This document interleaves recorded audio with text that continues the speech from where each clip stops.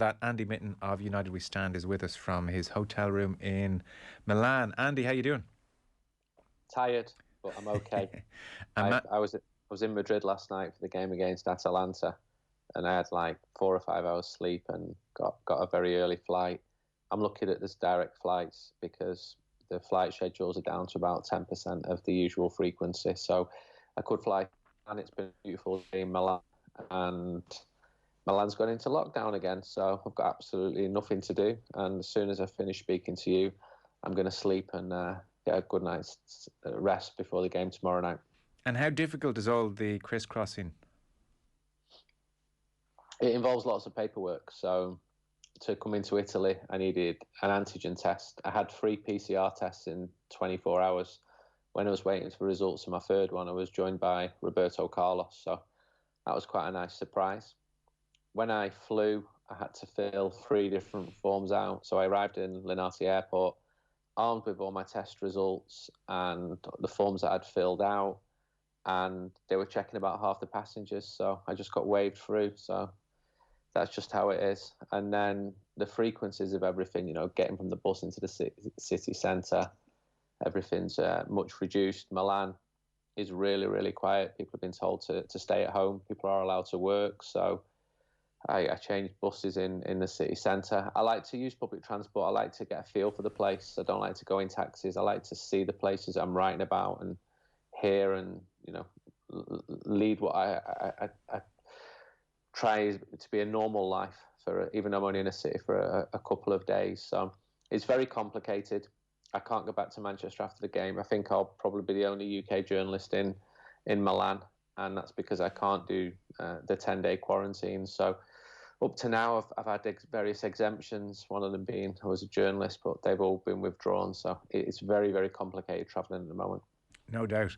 What's the biggest benefit to you as a working journalist to be at the games, given television coverage and communications are so good now? It's a good question. Normally, when there are fans, it's getting a feel for the mood outside the stadium. I mean, I started out in this by doing United We Stand. So we like to have our feet on the ground. We like to be approachable. We like to exist in real life. More so now when so many people exist only online and are often hiding behind pseudonyms. And I think that's really important for credibility purposes, that people know who you are and they can come up to you in the real world, where reactions tend to be very different to how it is online. You pick up lots of colour. You know, you might hear what the fans are singing, for example. You do see the game in a different way. I don't know any professional scouts who go to matches and who scout players off screens. They go to the games themselves. I'm not saying that 74,000 people have that level of knowledge, because people see the games very, very differently. But the atmosphere, and then just seeing people face to face, it's the off the record stuff rather than the on the record stuff. Mm-hmm. I might catch Ole Gunnar Solskjaer after a game, and I might say to him, I'm doing a piece on Fred this week, and he might tell me something that I don't know off the record, which will help me shape my piece. It's changed a lot in the lockdown. The mix zones have gone. I've been doing more TV stuff where you're interviewing people from 2 meters, and it's a little bit stilted. You know, humans tend to be sociable and tend to react and spark off each other, but all that's become much more difficult. And then, just like in any industry, seeing people face to face. I was at Aston Villa against Liverpool. I saw another journalist there, and he said, "Oh, I didn't realise you'd be here. You at Old Trafford tomorrow. Is there any chance you can do this for us pitch side?" And so there's definitely a work aspect, but I personally think it's important for me to go to matches. That's why I go to so many games, and a lot of the journalists I really respect, people like Sidlow in Spain, they work hard to go to matches. And I think it's important. You know, it's quite easy just to do stuff off a screen. That's not for me, and it's never been my way of doing things. Okay. So, crunch few days for Manchester United in many ways. Milan in the Europa League tomorrow. It's 1-1 after the first leg at Old Trafford. And then Leicester on Sunday in the FA Cup quarter-final. Ole Gunnar Solskjaer has been talking this afternoon, as you might expect, ahead of the Milan game. He's been broadly summing up where he thinks Manchester United have improved this season. Have a listen. When you see the culture, what's happening every day, I feel a lot of improvement in the everyday routine, everyday work we do. The boys have taken on board what we want, and it's for others to assess how much of an improvement. We're 12 points ahead of what we were at the same time in the league last season. Of course, we're all aiming to win trophies at this club. But as we've said, sometimes a trophy can hide the facts, hide the other facts, what's happening at the club. It's in the league position, of course, you see if you're progressing really. And sometimes in the cup tournaments, you might be lucky, you might be unlucky. Draws, games can be decided on different factors. So, but of course, we're aiming to win, because that's why you play football. You're always aiming to win trophies. It's 4 years since United won a trophy. Obviously, you weren't here for at least half of that span. But is that a surprise to you? Given it's Manchester United, and how do you explain why it's been 4 years? As I've said so many times, I felt a big rebuild had to be made, and sometimes it's in the league position you see if there's any progress. For me, that's always the bread and butter of the season, that you see how capable you are of coping with ups and downs. Any cup competition can give you a trophy, but sometimes it's more of an ego thing for managers and clubs. We've finally won something. We need to see progress, and if we progress well enough and we perform well enough, the trophies will end up at the club again. But it's not like a trophy will say that we're back. No, it's the gradual progression and the consistency of being in the top of the league, in and around there, and then add the odd trophies. Sometimes a cup competition can hide the fact that you're still struggling a little bit. I think, Andy, a lot of Manchester United fans would agree with that. The Van Gaal FA Cup win, Eden Mourinho winning this competition that they're playing in tomorrow, covered over some cracks. So when he talks about league performance there, you can make sense of the last couple of months for us then, because to call it Jekyll and Hyde would be an understatement. Just to jog people's memory, all was going well. Then 27th of January, that Sheffield United game, the 2-1 defeat, number of players rested, was just a real momentum halter. And he did that with a view to the Arsenal game the following Sunday. 0-0 that game. And again, the sense was Arsenal were there for the taking. Then you beat Southampton 9-0. Then there's those weird games, Everton 3-3, West Brom 1-1, where any miniature, even, most optimistic beliefs of a title challenge kind of evaporate. Beat Newcastle 3-1, then it's 0-0 with Chelsea, and then it's 0-0 at Selhurst Park, that Crystal Palace game, where, judging by my timeline, in so much as we can judge these things, but Manchester United fans in my world were just like, no. This team, this bloody team, this is just, there's a lot wrong here. Quickly followed by Manchester City 0, Manchester United 2, and then you beat West Ham 1-0 on Sunday. So there's a hell of a lot going on there. I mean, there's some high ceilings and there's some low floors. There is, and things weren't going well. Haven't gone well consistently. Ole's teams have been inconsistent, not on a game-to-game basis, but they have these runs where 6 or 7 matches they do really well. And looking at a bigger picture, they've not lost an away game for over a year, and then it slumps. So that Crystal Palace game, I was one of those people who was pretty disgusted with that performance, so much so that I did a BBC interview a few days later, and the presenter said, I was really surprised at the strength in your tweet. And I was thinking, well, maybe there's a touch of emotion there, but it was really, really bad. It was as bad as the dying days of Jose Mourinho or Louis van Gaal at Old Trafford. Ole needs to get his team to be more consistent if he's going to win the league titles. But the second, they're on top. They've got 12 more points than at the same stage last season, albeit last season's points tally was too low. And then I can see what he's saying about the cups. And he's had a lot of criticism from United fans. I think there's 2 ways of looking at it. I think a cup win this season, or 2 cup wins, would absolutely raise the mood. And it should be about the glory. It should be about winning cups. People remember cup wins. They don't remember finishing 2nd, 3rd or 4th. They remember FA Cup wins. They remember the Europa League in Stockholm, the Cup Winners' Cup in Rotterdam. Okay, it's not the European Cup, but Manchester United are not at that level yet. But Ollie's also right in so much as if your team are getting better and better, cups are a byproduct of that. He played in a treble-winning team who were that good that they could win the league and also win 2 other cups. And he feels that he's pushing United in the right direction. But there will be a slump. If United lost in Milan or didn't go through and lost against Leicester and went out of the FA Cup, the mood once again would slump. And it's exacerbated because there's no fans at matches, so everything's online. And there's a lot more criticism about, not just in football, but in the world at the moment. There's lots of really, really angry people. And there's a lot of people who are watching United, and their attitude is, prove me wrong now. And it's difficult circumstances for him to work in. I think that United fans, if you would have said to them at the start of the season, would you accept being second? A huge number of points ahead of Liverpool, but then a huge number of points behind Manchester City. I think most would have been surprised at that. I think fans felt that third would be the best case scenario this season, but when the team hit top in January, hopes were raised. I don't know any United fan who thought the team would win the league in January, but hopes were raised. The bottom line is it's not yet a vintage Manchester United team, but it's an improving team. Where's Solskjaer in all this, do you think? I suspect one of the reasons the vitriol can come so quickly when things slump is that there's no track record there to reassure people, you know. So any kind of smell of, well, this isn't going to work on a Solskjaer, there's a degree of, well, can we just get on to the next guy who is going to get things moving? So he has that working against him. In terms of what he's done well and where you think there are legitimate question marks, because he can't be perfect. He's not perfect. He's not Alex Ferguson reborn.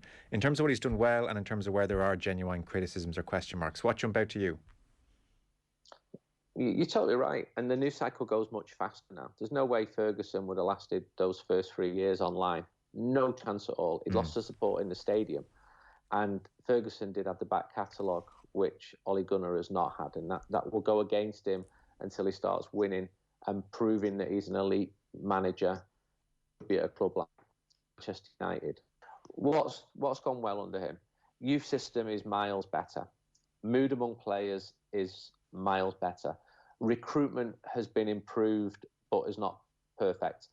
But it's never been perfect. Signing footballers is not an exact science. Just ask Alex Ferguson or any other manager about that. Sure. And he's got a challenging job. You look at the moment at the situation with Cavani. I mean, he's moved from Paris, which is one of the best cities in the world, to Manchester, and which is even better, obviously. Yeah, I was going to say, what's wrong with Manchester, Andy? On the onset of winter, during a pandemic, to a country where he doesn't speak the language. And then there was that situation with his tweet, and he quite rightly feels that he wasn't fully supported. He probably feels, what on earth's going on here? So that could have worked out better because he's a top player. United need to bring more Bruno-class players in if they're going to hope to win the league title, and they need Manchester City to start failing. I don't see how any team can compete with the likes of City and PSG with the way that they are funded. That said, United have spent an awful lot of money and spent it badly since Sir Alex Ferguson stepped down in 2013. The recruitment was really, really poor, bringing in players who were complete flops, like Alexis Sanchez, Bastian Schweinsteiger. So the recruitment now is supposed to be more thought out, and I think it is. I mean, I know the stuff that Ole Gunnar does behind the scenes, and he's very popular with his players, with the other coaches, but it's a results business. And what are the criticisms then, Andy, or where in what areas is the jury still very much out? I think the central defence. I think he needs a central defender. Your forwards are not prolific, so the top scorer by a mile is Bruno, and he does take the penalties as well. I think when people look at the central midfield, they're not seeing a Keane, Scholes, but they're seeing good players. You can say about this United team, they're good, but you need to be great. If you're going to be winning titles, you need to be great. And he's not gone past the semi-final yet. So if you're judging him on results, that's not good enough. Semi-final is not good enough for Manchester United. On Cavani, now I would have thought at this stage that foreign players realise if your family do interviews on radio elsewhere, it will now, believe it or not, in the 21st century, be picked up elsewhere. So that one's taking a while to sink in. So his father was saying he's not happy. So is Cavani going? And also we're hearing similar things on the Van de Beek front. I guess for obvious reasons, not getting enough game time is his issue.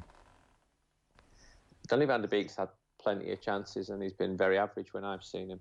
You know, when you start against Watford in the FA Cup and you're Donny van de Beek, you've got to stand out in games like that. So, in mitigation, I spoke to Steven Pienaar, who's a coach at Ajax, and he went from Ajax to Dortmund to the Premier League, and he said that step to Germany was really important. It's a big jump to go from Holland to the Premier League. And if you look at how Frankie de Jong did, or Matthijs de Ligt, they struggled in the first season. De Jong's now become a really important player for Barcelona.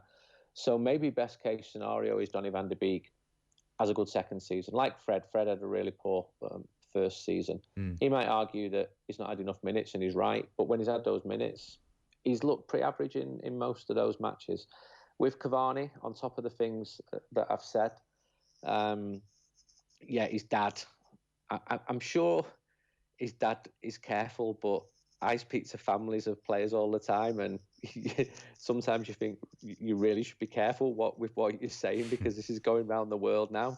And I think it's a generational thing. I mean, I've been in Spain and my parents have said to me, "You're not going to believe this, what's on the news." And well, I do, because I'm watching the news just like you're watching the news as well. So I can't pretend that Cavani's looking like he's happy at the moment. Yeah. Things have not worked out as well as we hope. I think there's still a top player there, but he's not getting the number of games nor the number of goals. He's threatened it at times. He did really well in individual matches, but he needs to be more of an Ibrahimovic signing than a Falcao signing. And this last month he's looking more like a Falcao signing. Yeah, it was looking good for a while. It's surprising the way it's turned. Yeah. So he's out injured tomorrow, as is Martial. De Gea is potentially back for tomorrow. Pogba potentially back tomorrow. He'd been out since the 6th of February. So is the word on Pogba now, whose contract is up summer after this one coming, that he's likely to stay? Or like, are we at the point of renegotiations and contract extension being negotiated happening? He almost mirrors the team. At the start of December, I couldn't find a United fan who wanted him to stay. 6 weeks later, it was like, okay, he's doing all right again now. And I wrote a piece saying that he's open to the idea of signing a new contract, and I stand by that. I stand by my sources there. And then he got injured again, which unfortunately has been a hallmark of his career at Manchester United. He's travelled to Milan. There's no way I can see him playing 90 minutes, not even close to that. But he's a world-class player. He can pull off passes that no other player can pull off. He's got really quick feet in those tight areas. And we saw him playing really well before that injury. And for him to negotiate, well, I doubt it we're going upwards, because football's economics are tightening. I don't think he'll have the number of suitors. I know for a fact he won't have the number of suitors that he's had in previous years, because he hasn't pulled trees up at Manchester United. He's not looked like one of the best midfielders in the world. But when he's fit and when he's on form and when he's happy, when he's playing in the position that he wants to play in a more advanced role, that's when you start to see the player that he could be. But he needs to do it much more consistently. If he does that until the end of the season, then he'll be in a good position to have a contract renegotiated. But I think the days of the salaries going up 20-30%, they have completely gone for the moment. What did you make of Milan first leg? What are you expecting tomorrow? I thought it was very good, surprisingly so. When the draw was made, you saw this double reaction of Man United fans going, "Oh no," and AC Milan's fans going, "Oh no." So they both can't be right. And I think that on balance, the Milan fans were right to be more fearful of Manchester United. And yet the game started and they were the better team at Old Trafford. They absolutely deserved the draw. They should have won. United need to start the game not being asleep like they were against Milan, or like they were against RB Leipzig, or like they were in Istanbul in November, which led to them going out of the Champions League. But Manchester United have got technically superior players to AC Milan. The home and away advantage is completely gone.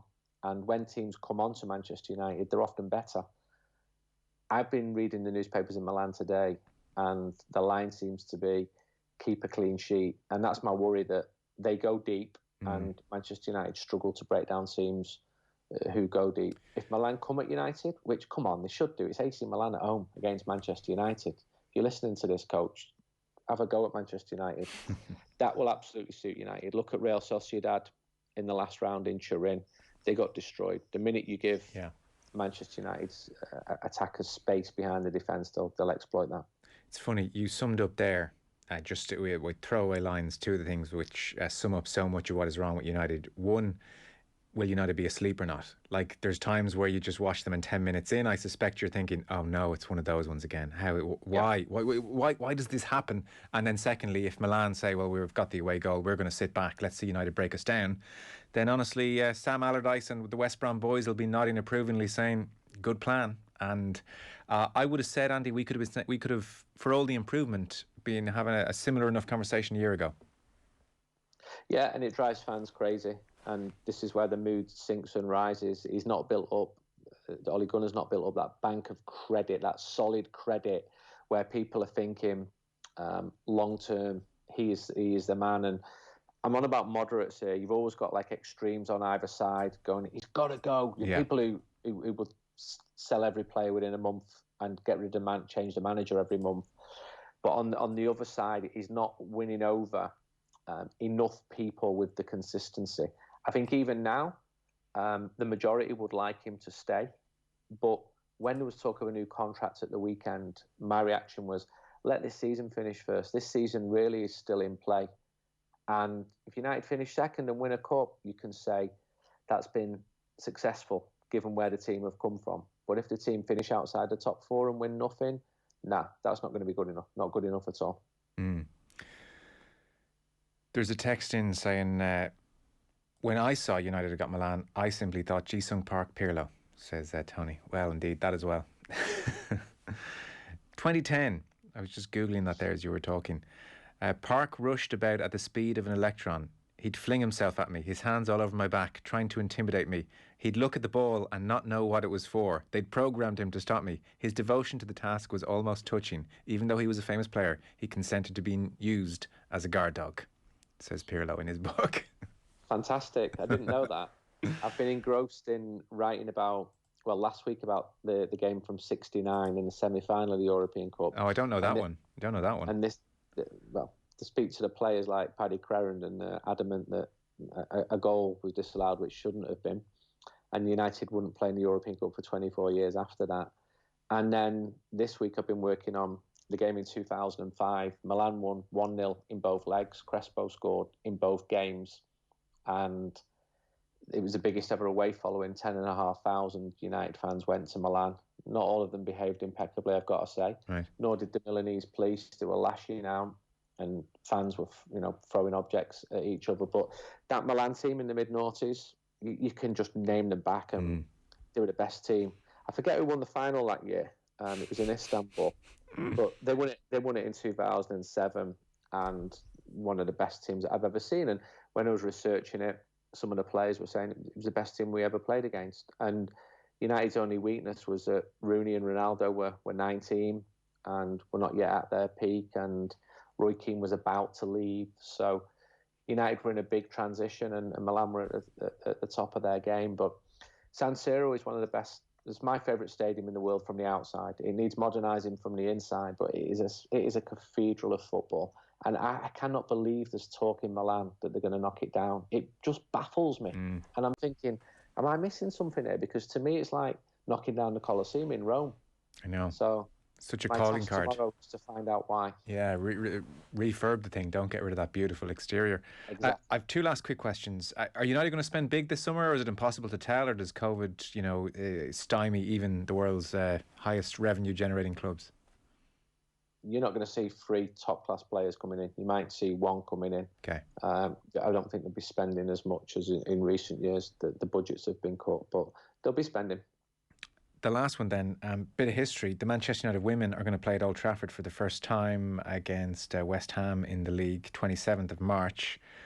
They're only formed in 2018. I know from a few contacts in the women's game, there was kind of a disappointment that United took so long to get things going on this front, but they are doing things properly by all accounts, is what I've heard as well. So playing at Old Trafford, that's another nice symbolic and I guess material step in the road. Yeah, and I think those other points are right. United did take too long, and they have done really well, and are now established and building up a fan base as well. They've got a hardcore of a couple of thousand, which is good relative to their rivals. And I think that the top league in England is bringing in some of the best women players in the world. So it'd be a great experience for them to play at Old Trafford. And then further down the line, I'd like to see the women's team playing in Manchester, because at the moment they're 12 miles west of the city in Lee, and that's not ideal. That's where the 23 games are played as well. But the women's team has been a success story so far. But like the men's team, they need to be getting some of them trophies. Listen, we'll let you go. I guess it's a quiet evening for you. Enjoy the match tomorrow, Andy. Thanks a mil. Thank you.